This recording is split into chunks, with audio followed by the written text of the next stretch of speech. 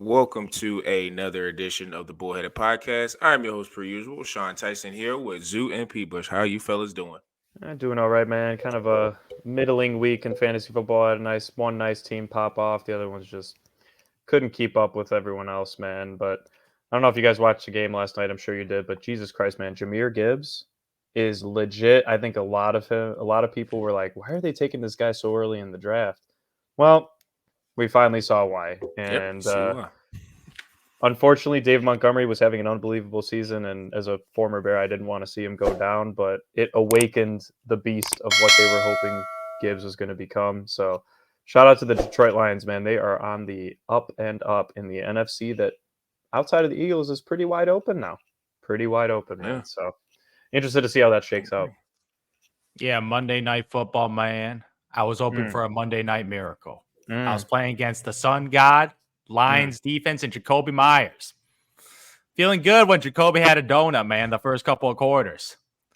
I'm on route, first quarter, only like 20 yards, feeling pretty good. And that brother, the Sun God, dropped to almost 100 yards in the first half, and it was barbecue chicken, man. And then the number of sacks in the fourth quarter on Jimmy Garoppolo was absolutely absurd. The Raiders' offense is abysmal. McDaniels needs to get fired. Jimmy G needs to retire. The number of open passes to Devontae Adams, man. Don't remind me. It is disrespectful to his talent. He had two open opportunities for potential touchdowns that were wide open. Two wide open. Like, he got like 1 point in fantasy. Could have had 30 easily if Jimmy G made some. I don't even think they were that hard of throws. Like, one of them, like, he didn't get touched at all. One of them he did. Touched. No. One of them he didn't get touched at all. I forgot it was the first or the second one, but one of them he just missed the throw, and you just see his face like, oh. I'm just like, yeah, you suck, man. You suck so much, and you suck so much. You suck at avoiding sacks. You cost me my fantasy. I traded for CeeDee Lamb in a miracle blockbuster trade this weekend. Paid off. He got 35 points. I'm feeling real good. Those 1 o'clock, 4 o'clock games, I was like, oh, I'm back, baby. Nope. Absolute. Oh, my God. Tony pissing his pants, man. That guy sucks. Jesus Christ. Yeah, he's awful. He is awful, man. He's not the goal line back. His small frame is catching up to him. I thought he had an opportunity to take up. No, he a gadget back like I thought, man. He's a gadget back. And that's he's an RB2. He is perfect RB2. In that complimentary guy. Like, you need a guy like a Zeke the bulldozer, take all the big hits, and then you got your complimentary Tony P, because with all these carries, he run up the middle of 1 yard, run up the middle 1.5 yards. It is ugly to watch. No big game ability. What a new move by me by taking Tony P in the second round, man. That is disrespectful. I was a hater on Tony P, man. I was a hater on Tony P last year, and I took him this year, man. Atrocious. At least Bijan scored, though. That was nice. Okay. Oh, I know Bijan's actually good. He's just got a coaching problem. Tony P, I just don't think he's that good as a 3 down Atlanta back. is a coaching problem. It's definitely a coaching problem in Atlanta, because Bijan's the best player on the team. Like, on Bijan the whole looks team, really good, I think. Yeah, the whole team. And their defense is pretty good this year. Pretty solid. I also think with Tony P, that is something that's understated outside of like maybe us thinking he was a little bit more than what he is.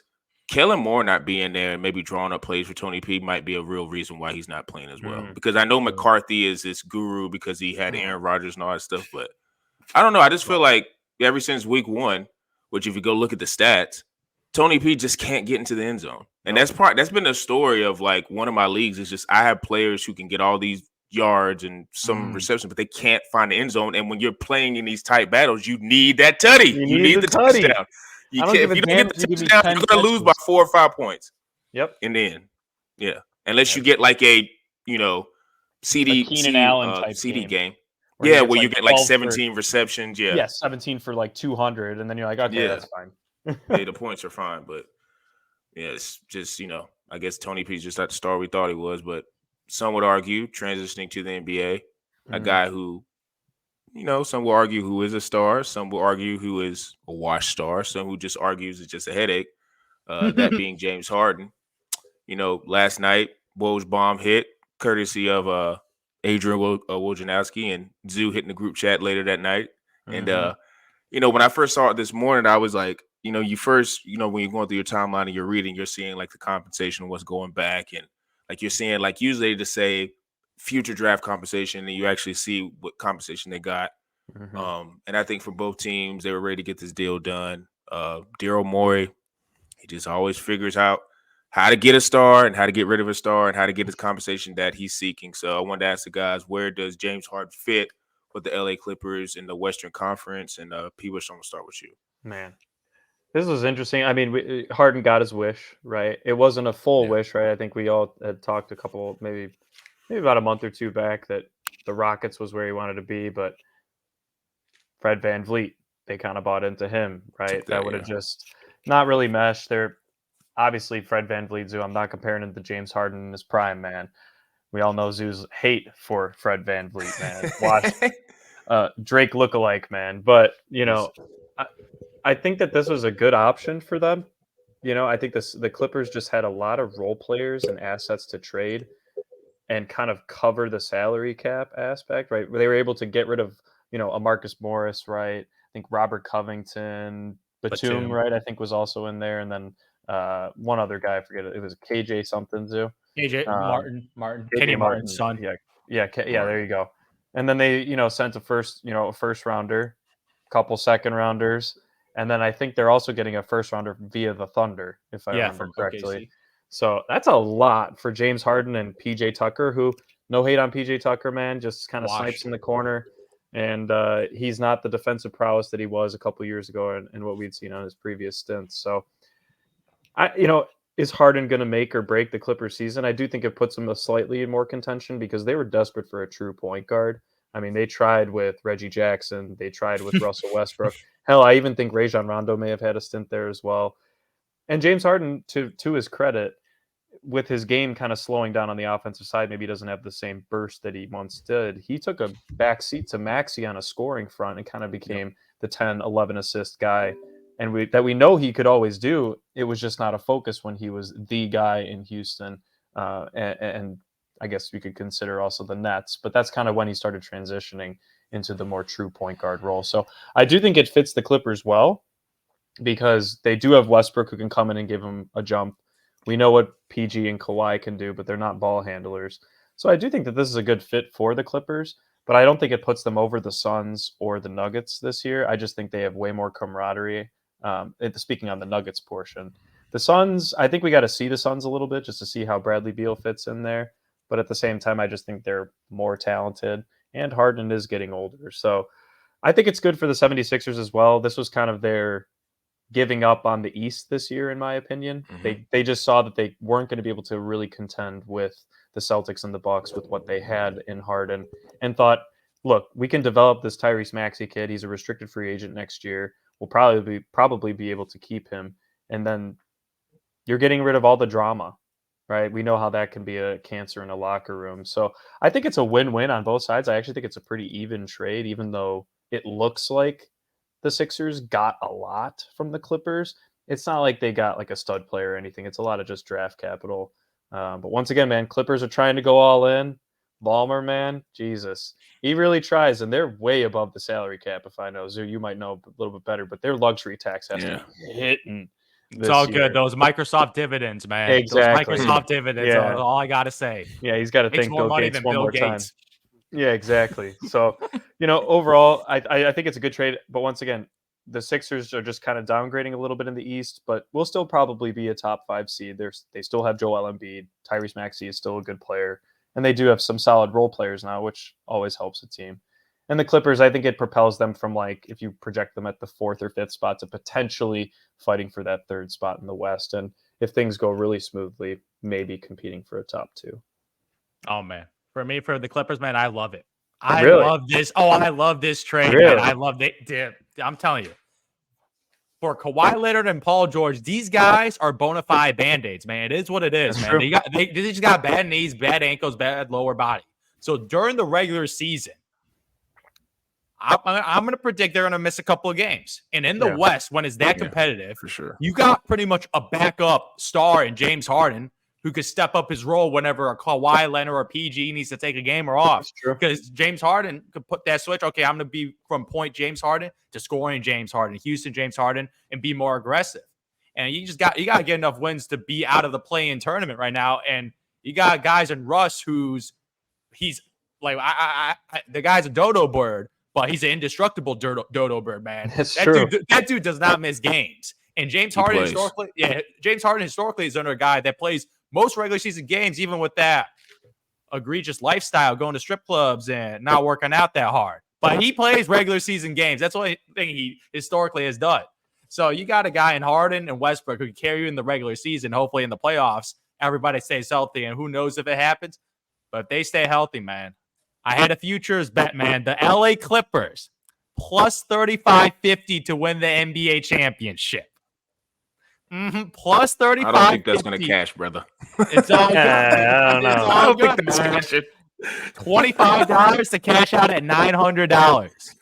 You put 25 down on the Clippers. $25, a 30% profit boost, man. No. You were just talking 2 weeks ago about the Bucks, man. Yeah, the Bucks only got plus 300. That's not enough juice. This is my sleeper pick. Oh, this is your sleeper pick. This is my sleeper pick. No, this is my sleeper Miami pick, Heat man. bet. This is my Miami Exactly.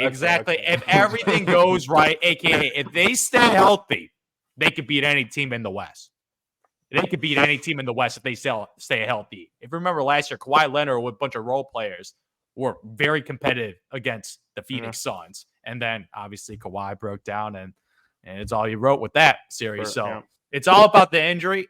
So you bring a guy at Harden, you got a little insurance for Kawhi Leonard and Paul George right there. So I love that move. For Daryl Morey, this guy got put in a tough situation, man. He got his star calling him a liar, never play for him again. Like in China, tarnishing his name, man. Like Daryl Morey, silent assassin, man. He just keeps working.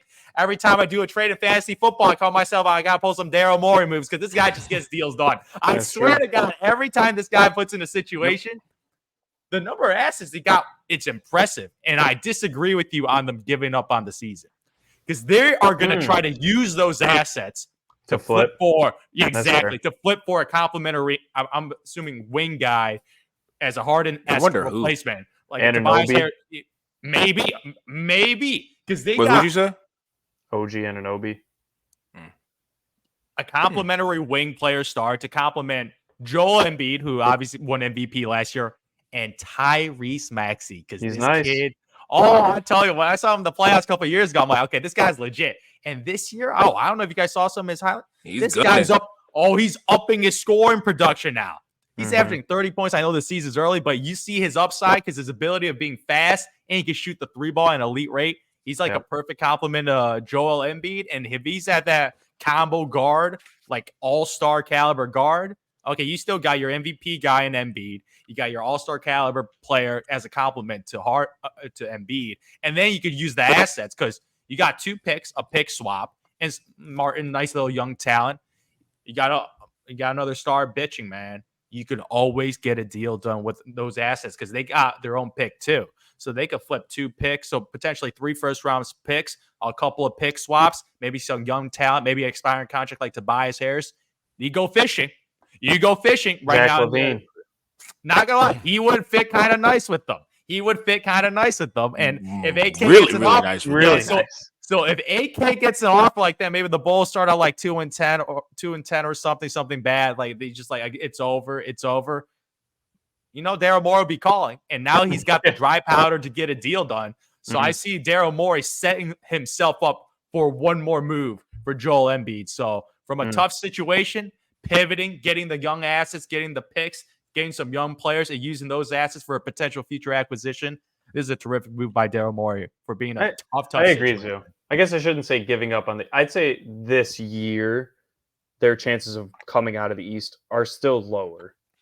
Now, you're right. They could make a move, but is Zach LaVine a championship caliber player? As a third option. He makes them more competitive, I think, this year in the series. But I'm still taking the Bucks or the Suns over the Sixers. Yeah. It'll make them competitive, but I still think Joel Embiid will not make his first Eastern Conference. The one thing I will say, though, if we get MVP Joel, there's nobody on Boston or the Bucks that can handle Joel. So if he just goes kind of nuclear, and then Zach and Tyrese play maybe a little bit above their heads, they could scare somebody. I think it'd be more so the Bucks than the Celtics, because I think the Celtics matchup wise, because of the wing depth, I think it's a little bit more of a difficult matchup for Philly. But I mean, I've been saying this about Boston. They look great, but let me see you in March, April, May, like when it matters, because it's still going to come down to Tatum and Brown. And if they're acting weird, I think I just lost a lot of confidence after that Miami series last year. It's just like too talented to be down 3-0 to Jimmy Butler. I know Jimmy's him, but like, come on, like Jimmy and role which is really annoying. That's just really annoying. So it's like, I would ask, if you're Philly, who would you rather have? Who would you off the Bulls want to get, him or DeRozan? Because I actually think DeRozan. I know Levine probably further is like younger and better, but I think right now DeRozan would be DeRozan would be. He's a better version of Tobias Harris. That's what he is. And he's, I think, a little bit better. No, he might not be better. DeRozan's a better ball handler and passer, I would say. But the way DeRozan plays is extremely hard to compliment, because he's a mid-range guy, clogs up the paint. Joel Embiid, like, what's he going to be doing? Like, watch DeMar go one-on-one in the mid-range and jacking up fadeaways. Like making DeMar's 50% of them. That is true, but DeMar don't. And he can create his own. DeMar is not easy to play with. I love DeMar, but DeMar is not easy to play with. That's true. He's a single player guy, but he gets it done on what he does, getting buckets. But there's a reason why DeMar DeRozan led teams haven't made it far in the playoffs. But he would be the third option. I think his ability to his ISO game to get a shot in the mid range, like I could see that in the playoffs being very beneficial. Like him, like if they're up 8 and it's like 3 minutes to go, you need a go-to bucket. If I'm the Sixers, most would say go give it to Embiid, but it's like you got the option of DeRozan backing you down and getting ISO. Embiid has historically struggled in the clutch. Like double teams really bother him. Like the turnover, like he ain't Jokic. When Jokic get double team, that's a free basket. When Joel gets double team, that's more than likely a turnover. He panics, makes wrong decisions. Though that's one thing in his game. His passing is objectively just not the greatest skill set. And Zooey, sometimes he trusts his dribbling ability a little. He fumbles a little. Yeah. He likes to. He's one of those big men that like to, when they throw it in, like from the baseline, he likes to show that he's like, like he's setting the player, setting the offense. Like, he's one of those type of. No, Sean. He'll run up the court and just pull up from the top of the key for 3. Make a 3 and it's just come on. Like, you can do that when you're up 20 or something on a inferior team. I don't want to see that in the playoffs. Exactly. I don't want to see anything like that. But I'm a. Go ahead. I gotta mention this. This is the wild card this year because they got a new head coach now. We all know about Doc Rivers' atrociousness in playoff coaching. Nick Nurse, that's a big deal. That's a big deal. That's a big deal because as a tactician, connections. Maybe. I'll tell you, Nick Nurse is an elite head coach, and he wants out of Toronto. Oh yeah, he does. They've been on the trade block for the last couple of years, haven't agreed on a contract extension. So that might be and he would fit extremely well with Tyrese Maxey and Embiid because he's also a shooter, two-way defender, improved the offensive game to be more of a complete player. Yep. So I'm telling you, Nick Nurse and what he does on the coaching side of things and making adjustments, the anti-Doc Rivers, man. So that's a big deal. That is a big deal. That's a great point. Yeah. I think too, Nick Nurse, with the talent that he has with Philly, I think his style fits better. Like, in that game against the Bucks, I know the Bucks ended up winning it, but like just how everybody was playing. I mean, I know Kelly Oubre had the game of his life, but just to see guys like him, who you see that's maybe the 9th or 10th guy, have an explosive game like that, maybe that speaks to his system. So I don't know. Like the OG one, Jeremy Grant's another one too. Like I like his game a lot, and I think him as a third option would be nice because one thing he can do is score, and who knows, like with Nick Nurse and. I'm pretty sure you probably have to give it to Tobias, but I like the pieces with Philly. It just depends on that wing score that they're looking at. But OG's probably at the top of their list, and probably Zach's second. But in terms of the Clippers, I think with Harden, it's going to be interesting to see how Russell's affected because I don't want to see a lineup where Russell and James are on the floor at the same time. Like ideally, I would want Russell to be coming off the bench and doing stuff from the second unit because I think James's passing ability is good enough to where he can get Kawhi and PG involved, and I want him making those decisions regardless of how out of shape he is or whatever people want to claim he is. When he is in shape and when he is focused, he's one of the better passers and he's one of the better scorers in the league. So I think their ceiling is, if everybody is healthy, I think they could like when you said they could beat anybody in the West. I don't think Denver is on that list. I think they would still struggle with Denver, but I think everyone else they could scare. I don't think they could beat everybody though. I think they could scare them, because one thing I do worry with the Clippers is defensively. I think we need to stop giving Kawhi and PG like they're these two-way guys. They're okay on defense now. Yeah, like they're good. They're greater offensive players, and really with Kawhi, since he's gotten to LA, maybe his first year he was like a nice two-way wing, but I think that term gets thrown around a lot when that's not who they are. And I think some of the more, but like Phoenix, for instance, I think in moments and spurts, Kawhi could bother like Devin and Beal, but not for a 7-game series. I think they would still get their points. I don't think they're that good defensively. Kawhi Leonard has that switch though. In the but like 1 or 2 he was unbelievable. He was. If it goes 7, you think Kawhi can shut down Booker for 7 games? I don't know. I think he can get him for 1 or 2. I think that's getting thrown out a lot. Think about the two-way guys right now in the league. I can't think of like who are the best two-way wing defenders, but there's none of these guys who are in their mid-30s. That just gets thrown out. Now they have moments like Bron does it in the playoffs. Like you have a moment where he can guard somebody, but he ain't doing that for 7 games. And like I don't think anybody on the Clippers with Durant, Beal, assuming he's healthy, and Booker, like they're gonna get their point. So it's gonna be more about maybe them missing shots. So to me, it's like Russell. That's why I think it's important if he plays on the second team unit, because I don't care who's on that first team unit. If Russell or James are somehow starting together, Russell's going to be the alpha dog, and the offense is still going to run through him. He's not going to look at Harden like, okay, I need to defer. Russell's never done that. He didn't defer with LeBron on the team, so he's not going to defer for James Harden. So it's like if they switch it up and have Russell on the bench, I'm a little bit more excited about it. But like you say, it's going to come down to injuries. Like if they're healthy, the health is huge because you're going to see Westbrook and Harden on the floor at the same time. If Kawhi and PG disaster to me, you're gonna see it. But for me, after just watching a couple of Warriors games, CP3 it takes a lot of pressure off of Steph Curry, right? And that's what they need Harden to do. Right. Obviously CP3 is older and he's definitely more of an above average role player now doing his job. They need Harden to be slightly above that and have, to Zoo's point, the switch to be able to go into MVP scoring James Harden. But when everyone else is healthy, they need him to be in that CP3 type mindset, because that will really open up the floor for everybody else on the team. Except hopefully not Russell. No shooting. Plus two, like we need to also think about like, are these guys like they play like basketball obviously at a high level, but like how many of these guys are winning players? Kawhi is the only guy on that team who's actually a winning player. These guys have been in enough scenarios, whether it's Russell Westbrook, James Harden, PG, they ain't won shit. So like, why do we think this is going to be different than any other stuff? Like PG almost did, but it's like that was young PG who was a killer in the East with the Pacers. But it's like James Harden, and this is no shot at them, but it's just the reality of what we've seen. Like out of that little like Oklahoma City like core of Ibaka, Durant, Westbrook, Harden. I mean, Durant went to Golden State, obviously won with Steph Curry, but it's like, I mean, Harden was at a better stage a couple years ago, even though he got hurt in that playoff run where he was limited.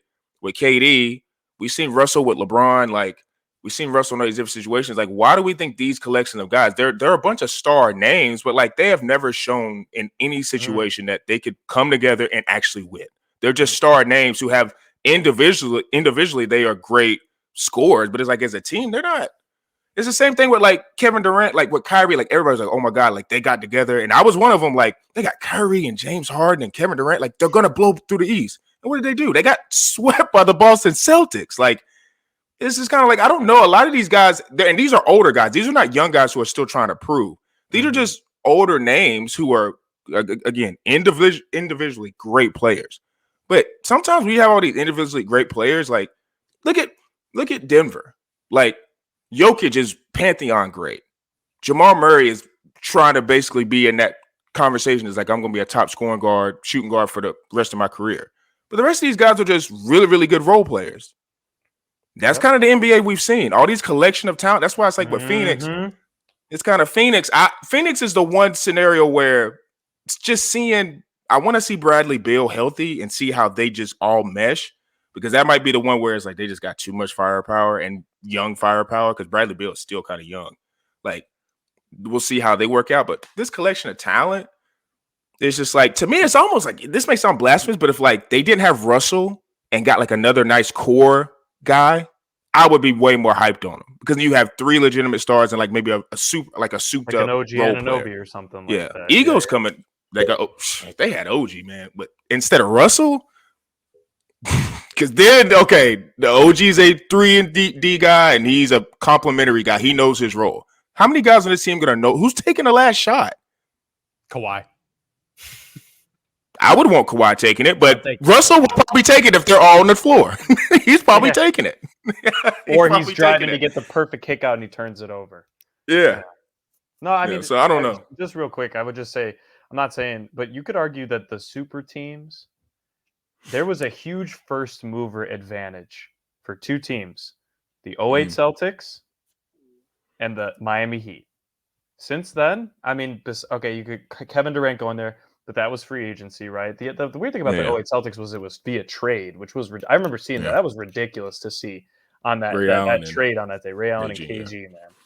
But I don't know. Maybe it's watered down. Maybe teams know how to do it, or to your point, Sean, teams are realizing Stop. You need super role teams. players. Super teams work, man. But if your super teams if one of them gets injured, obviously they're top heavy. They're not going to work. So all you're going to get injured though.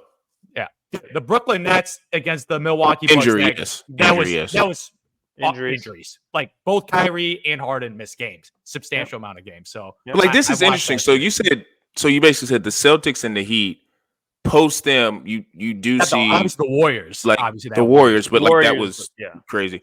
But it's like after that, I would say the Nets worked until the injury, and then obviously a lot of scenarios. But that's the whole Kyrie point. And Harden.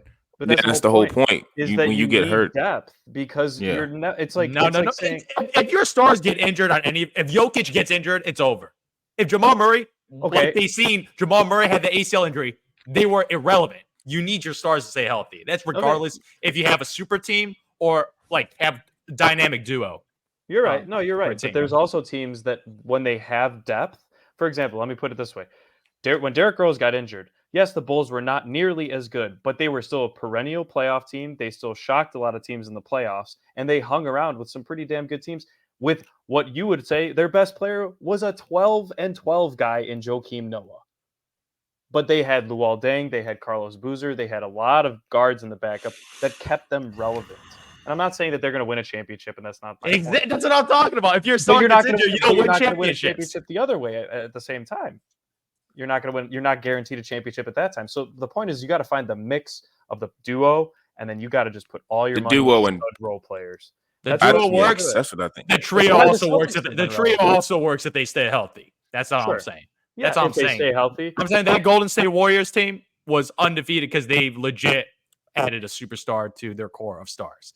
Yeah. And that Brooklyn Nets team, before chaos happened the year after, they were killing everyone. One of the most efficient offenses we've seen in the regular season. And now we'll get to see this Phoenix Suns rendition right now. That's what I'm waiting on. Yeah. And obviously, you're talking about right now, Bradley Beal has missed every game so far. So there's already starting off the wrong foot with that. And right now, the Clippers, we'll see how that works. And they can stay healthy throughout the season. But the key is staying healthy. And I'm all for getting stars. And you just got to pray they stay healthy. That's the thing. You just got to pray that. You got to pray. Can't really control injuries. We can all agree that none of those teams are our favorites in the championship this year. No. And the Clippers, you're really going to be praying if they stay healthy. I'm like that value, man. I'm taking them over the Lakers if they stay healthy. Oh, yeah. Well, the Lakers, obviously. Yeah, but the Lakers is like, I saw, there's like a 4% chance they win. So it's like they're not really, they're in the championship conversation, but they're not I would say they're in the top Denver, 5 or 6. Phoenix. 5 or 6 mix. I put the Warriors over them. I'm taking the Clippers. Warriors are food if they play the Lakers. They have no size. And then I think Chris Paul, I know it looks great right now, but I think Chris Paul might be a trade candidate come trade deadline. I don't think it's honky dory right now, but That's true. I think the Warriors might see if they can flip and get some type of compensation. Probably for him. flipping to the Clippers. God. Back home. You want to talk about must-see TV? God, that would be must-see TV, bro. How long would it take before Russell Westbrook and Chris Paul got into full-out fist fight? It would probably take a half. Half. And then Kawhi maybe. would just be sitting in the corner there with no emotion just whatsoever. I will say the NBA season, especially the Western Conference, there's no days off. Like you got to come with your A game because there's been a lot of close games and a lot of teams that, I mean, shoot, if I'm just racking my brain, like Portland and Houston are probably like your get right games, but they got so much young talent that if you fall asleep in the second quarter, you could be in a ball game. So it's been really interesting watching the NBA so far. So tracking that through the early season and whatnot, transitioning to the NFL, of course. I know there's been a lot of talk about the NFC and San Francisco and their 3-game losing streak, which for good reason because Purdy hasn't played well and the defense has been kind of up and down. But, quiet as kept, Kansas City had a weird game against Denver. I usually always chalk that up to just the division game. Like you take advantage of you take advantage of who you're playing, and I know Russell Wilson has been a punching bag, but he's been decent this year, and you can't. It's the NFL, man. There's a reason why a lot of these spreads are like 4 or 5. Like it's never like huge spreads because these are NFL players. So let's just give Kansas City a mulligan. There's other teams in the AFC who are kind of showing who they are. They're going throughout the season. They're winning the games they need to win. But, I thought it was interesting watching the 49ers and the Bengals and seeing how Joe Burrow, after the bye, he kind of looks like he's back. He's back. At least at like 85, 90%. I think he's trending towards being healthier. You're seeing the weapons they have. And then you see the Bills in that Thursday night game. Played a pretty competitive game with Tampa Bay, and Tampa Bay had a chance to win at the end. But I wanted to ask the guys, trending towards, now it's past the halfway mark of the season, seeing the Bills and the Bengals.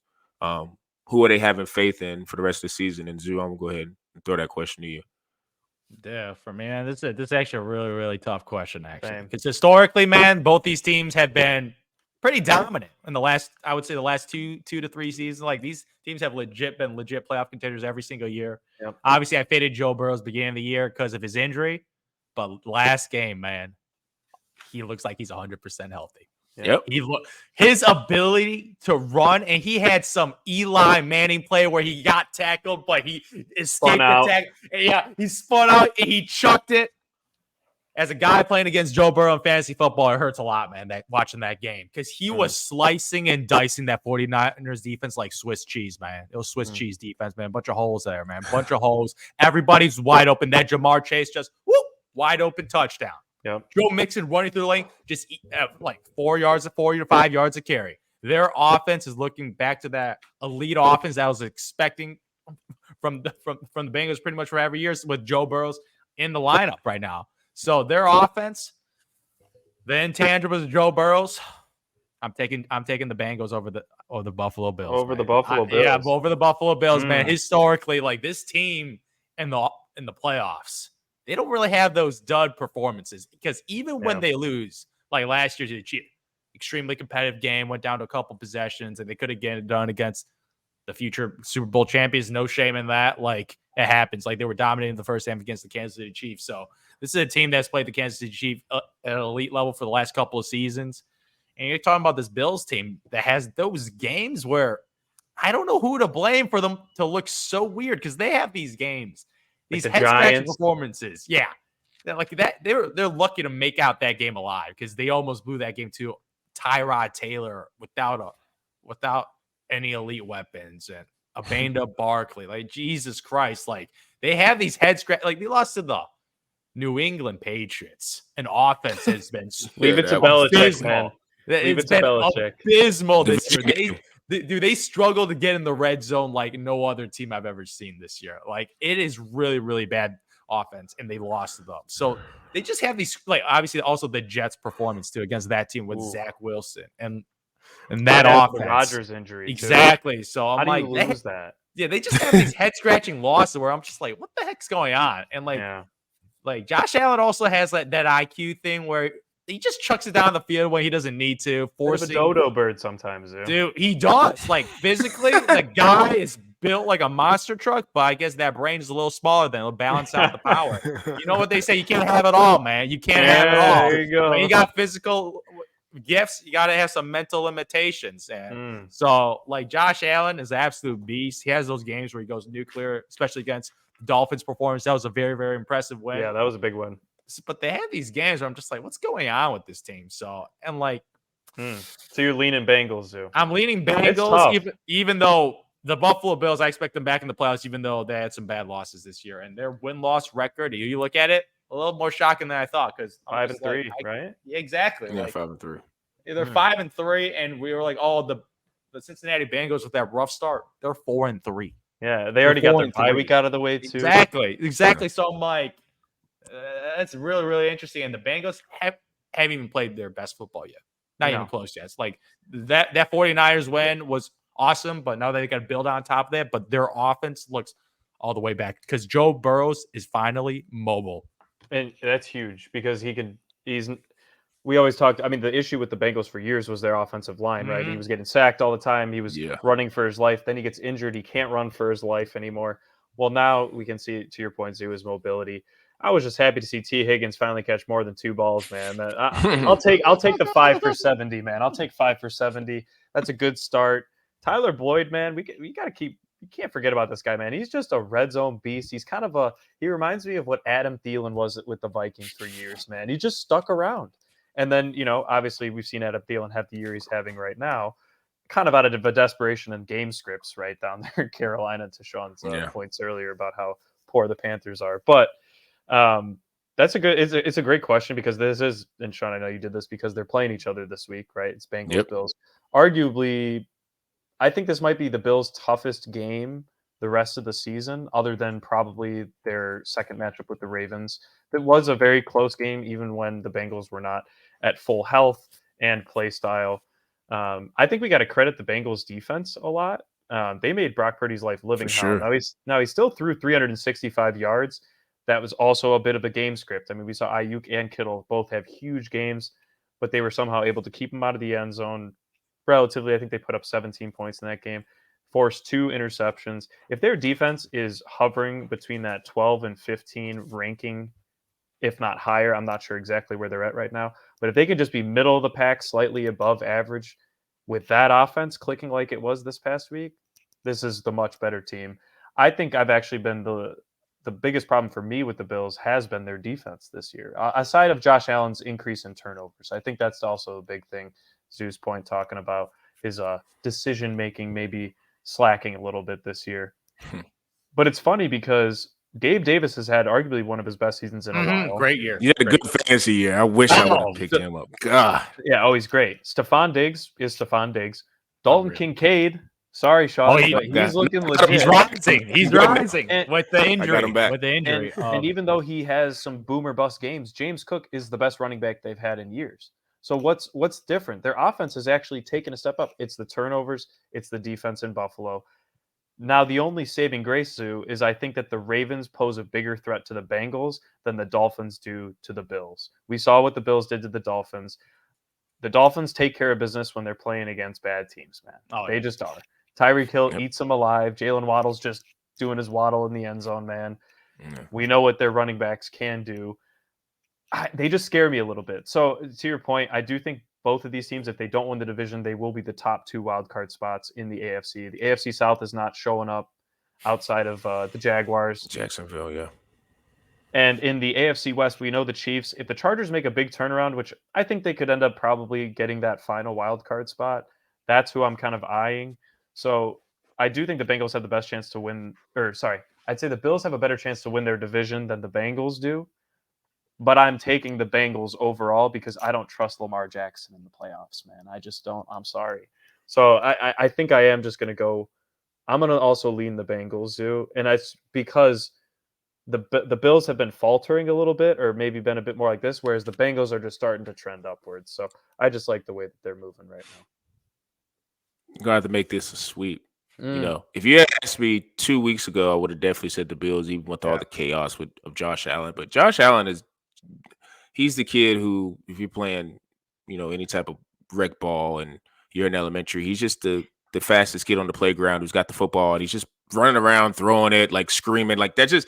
He plays with reckless abandonment. And you would think, because of his, track record of getting to the playoffs and making the Bills relevant, that he would have a little bit more common sense to understand, hey, look, man, you're the franchise. I get it. You're 6'5", 245. And you could probably run over most linebackers nowadays because most linebackers are like in the 220 range. Like they're not like the 240, 250 guys.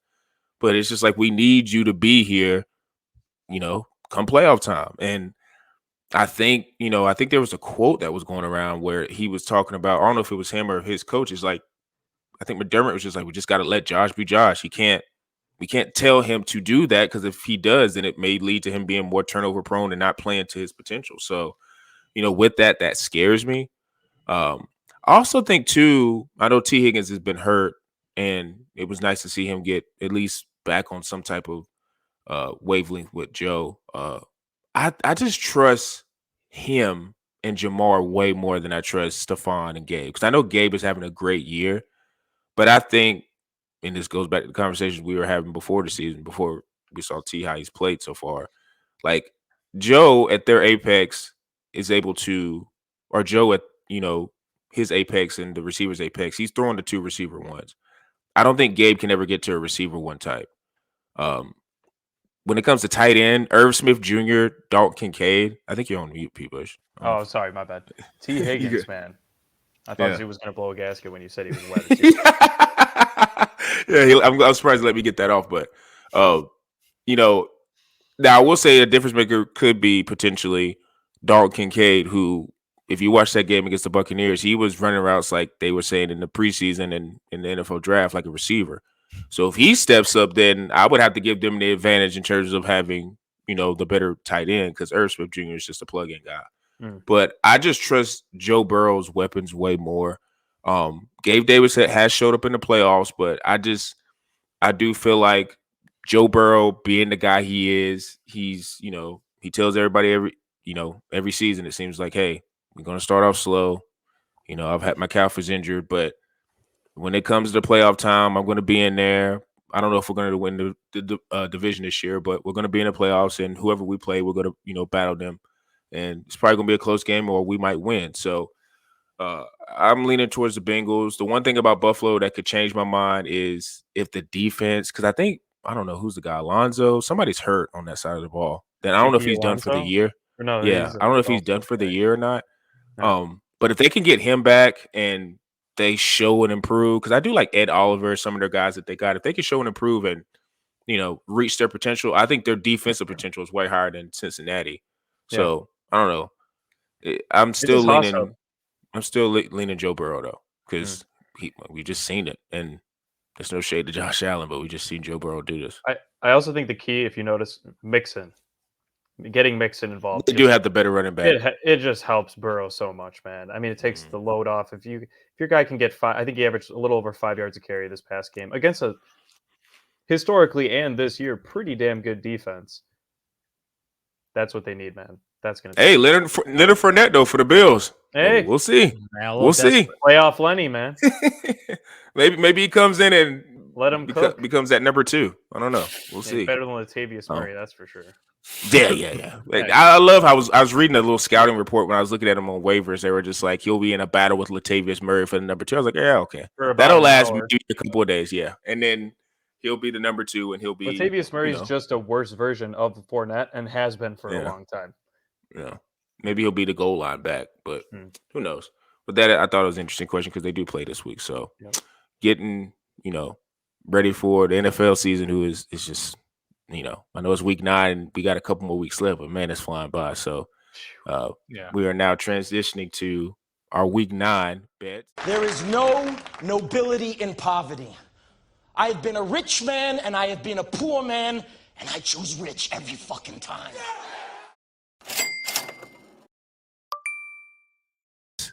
And we can go ahead and start, my man P. Bush. It's been a long time coming. Man. He gets to explain what happened this weekend. Oh, just beautiful, man. Finally hit one of my touchdown parlays, guys. And I was almost like, I was shocked. I just thought I was going to go 0-17 this year. But you know what? You know what I found, man? Sometimes you just got to get an understanding of where players are trending. Brees Hall, man, as Zoo likes to call him, Brees the Beast, man. Brees the and Beast. Alvin Kamara, Jesus Christ, man. He might end up being a top. He might end up up there with ATN and CMC averaging for this year. Because his usage is ridiculous. I would say it's higher than ETN's usage. It's higher than ATN. CMC is probably the only one that's a bit higher. Obviously, we know Mostert just had those couple monster games, which has propelled him to still top 3 averages of running backs, but he's faltered a little bit past couple weeks.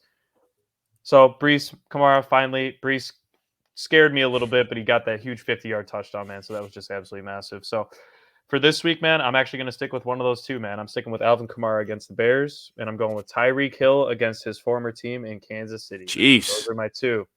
So we got obviously, like I said, Kamara against the Bears, man. We saw what Eckler did to him on Sunday Night Football this past week. I just foresee, on top of him probably having even more usage and target share than Eckler does, which is historically a tough thing to say because Eckler has been a monster target share horde over the past couple of years with Herbert.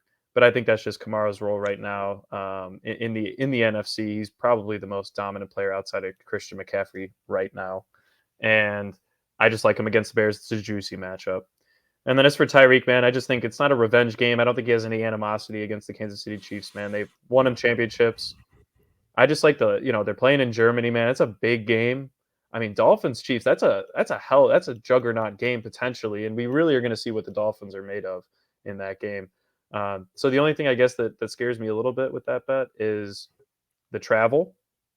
But at the same time, it's Tyreek Hill, man. He's already got 1,000 yards. He's got 8 touchdowns.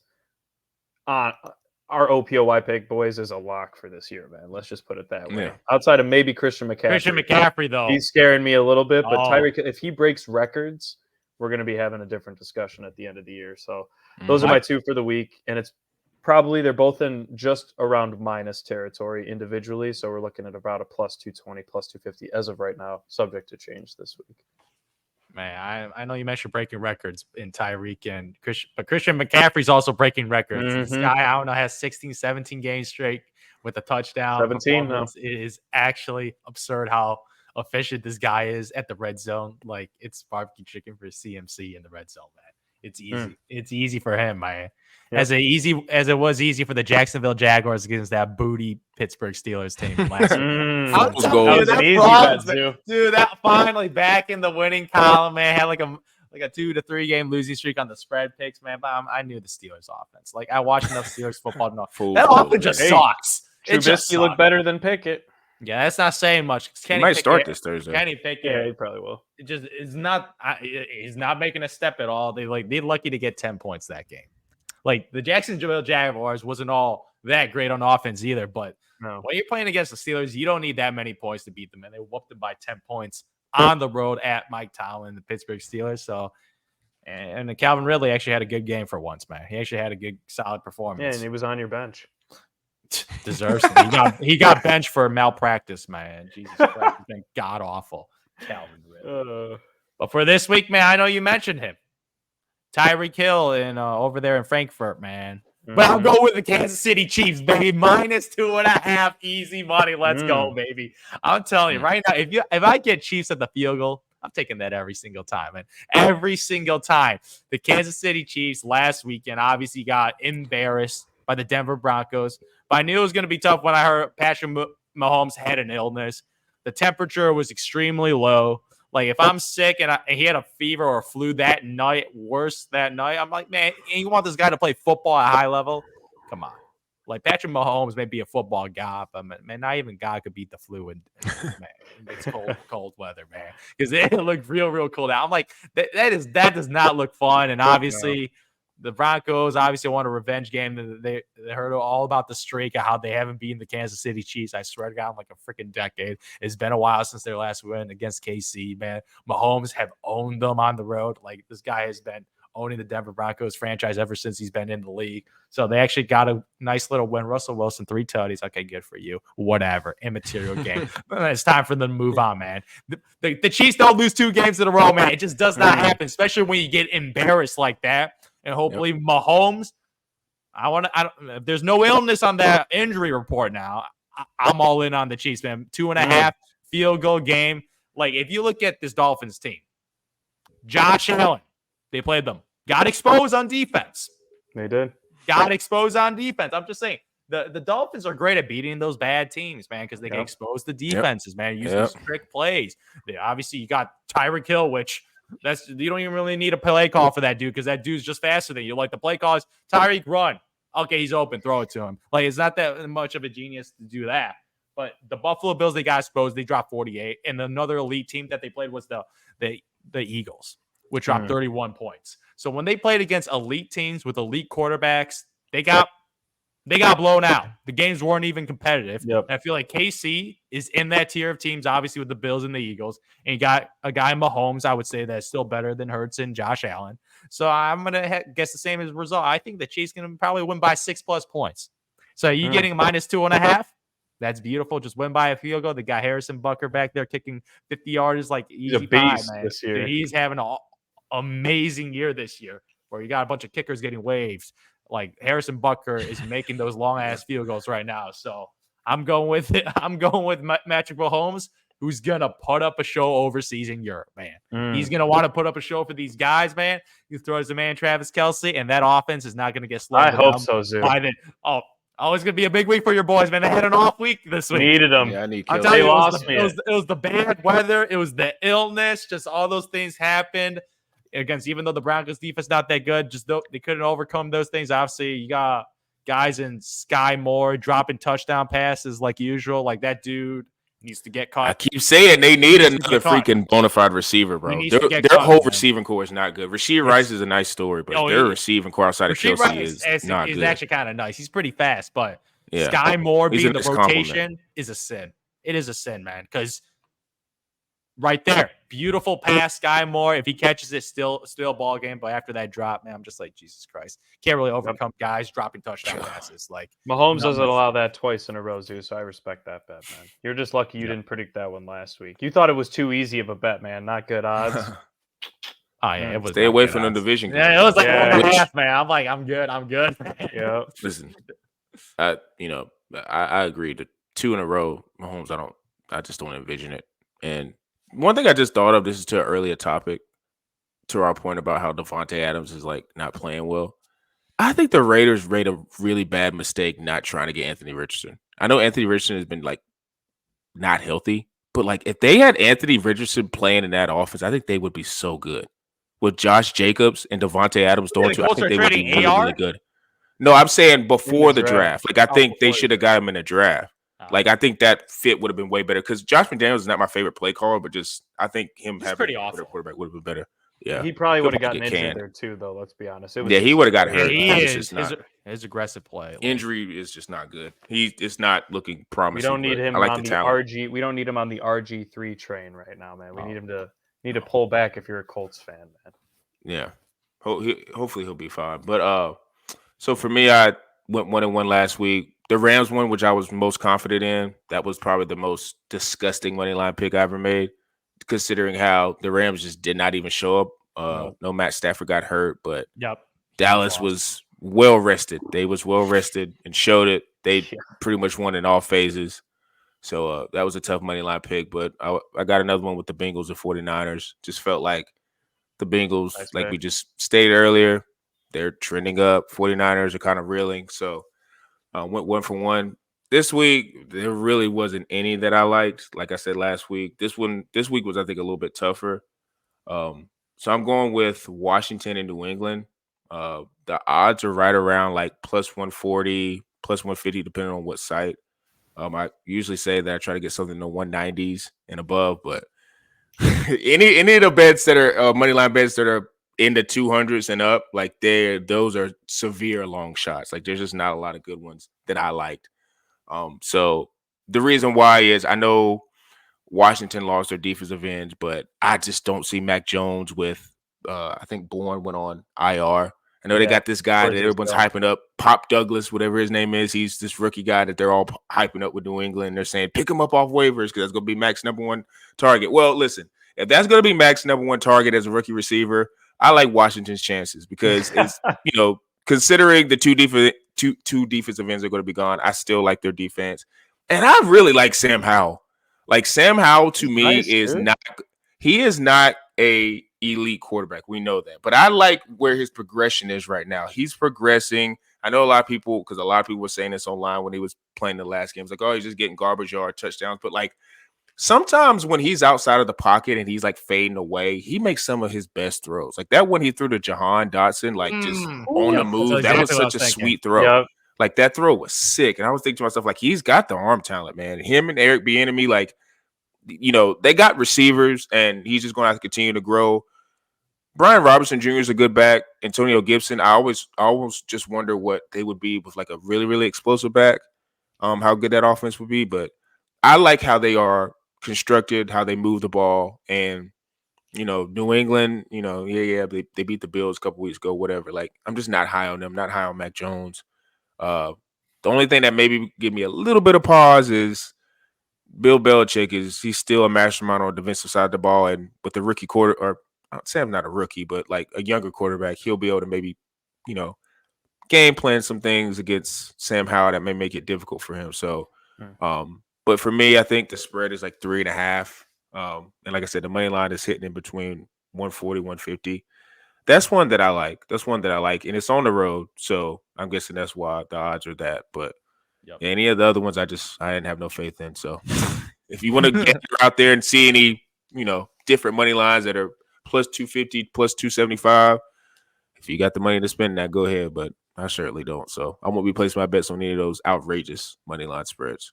So, yeah. But hopefully this week, I can go 1 for 1, get my record at a decent pace. P-Bush is on a hot streak with 1. Hot streak, man. Hot streak. Let's keep it going. He's on a hot streak with 1, trying to get his his spreads and stuff down. So you guys tune into all of our platforms with Instagram, TikTok, bullheaded_pod with TikTok and Instagram, Quantron Knows on YouTube. Make sure you listen to us on Spotify, Apple, Google Podcasts. Make sure you rate us, review us, 5 stars. And for me, Zoo, and P-Bush, we are out.